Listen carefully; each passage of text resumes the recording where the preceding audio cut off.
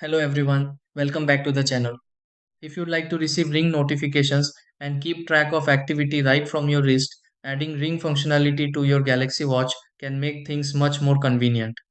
Depending on your Galaxy Watch model and software version, notifications and supported features can be managed through the connected smartphone and Galaxy wearable app. Proper setup ensures that alerts from your ring devices reach your Galaxy Watch without requiring you to constantly check your phone.